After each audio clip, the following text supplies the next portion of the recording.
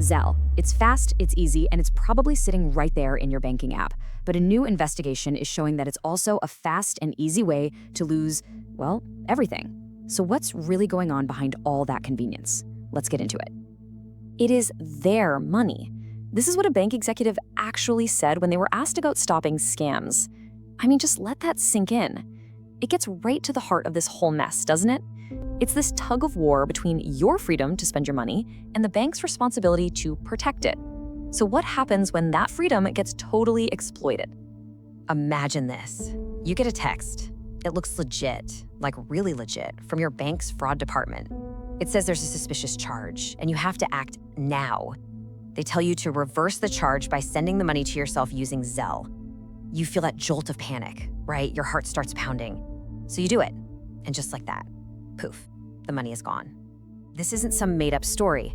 Scammers are using absolutely everything in their arsenal, from AI to clone a loved one's voice to these really elaborate romance schemes, all to trick you.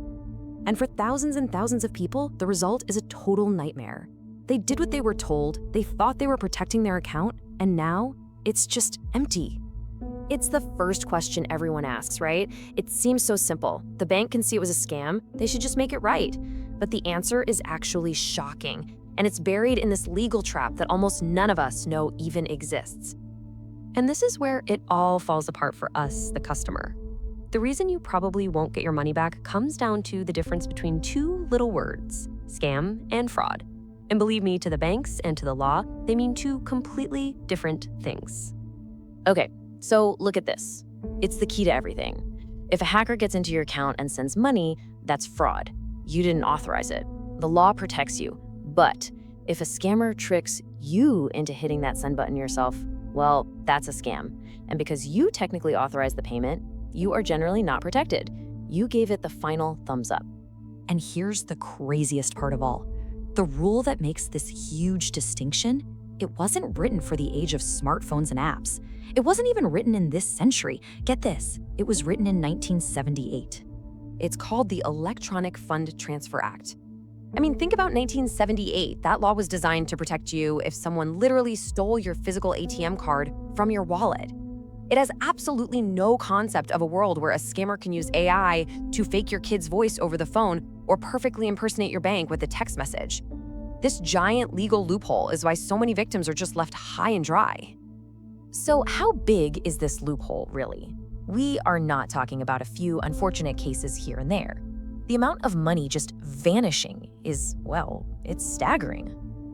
Just look at these numbers. From 2021 to 2023, customers at just three of the biggest banks reported over $600 million lost to Zelle scams. But look at that bottom line, unreimbursed. Over $550 million of that was never, ever returned. It's just gone. And this chart just shows how incredibly unlikely you are to get help. In 2023, the reimbursement rate for scams was a tiny 12%. Let me put it another way. For every 100 people who were scammed and went to their bank begging for help, 88 of them were told, sorry, no. And it gets even worse when you compare Zelle to other ways you can pay. You know, if you dispute a charge on a credit card, you've got a pretty decent 47% chance of getting your money back. With a debit card, it drops to 36%. And with Zelle, just 26%. It's not even close. It offers the lowest level of consumer protection out there by a long shot. Now, you might be thinking this is mostly a problem for older, less tech-savvy folks, but the data reveals a really disturbing trend. Turns out the fastest-growing group of Zelle users is also the most vulnerable and the least protected. For teenagers, Zelle is just becoming a normal part of life. Between 2019 and 2022, the amount of money that users under 18 sent through the app just skyrocketed by nearly 250%. That's over $1.5 billion a year. They're using it all the time. So what happens when these younger, maybe less experienced users get into trouble? When they report actual, clear-as-day fraud, we're not even talking about scams here, but real fraud, the banks treat them very, very differently than their other customers. Look at this, it's just wow.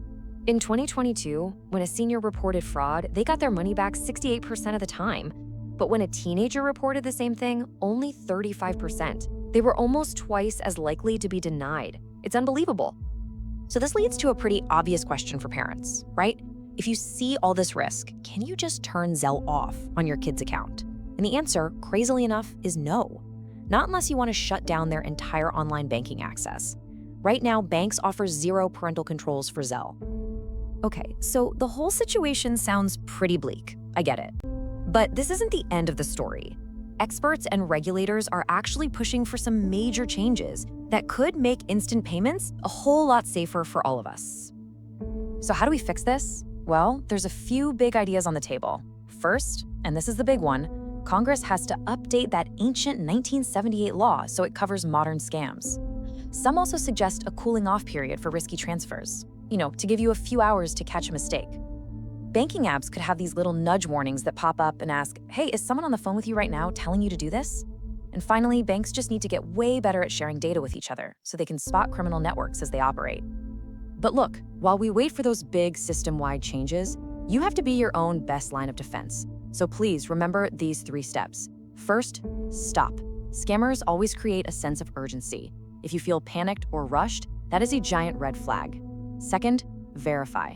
Hang up the phone, ignore the text, and call your bank yourself using the number on the back of your debit card. And finally, just remember what Zelle itself says. Only send money to people you know and trust. Treat it exactly like digital cash, because once you send it, it is gone. Look, Zelle and other apps like it, they're not going anywhere. This is the future of how we move money.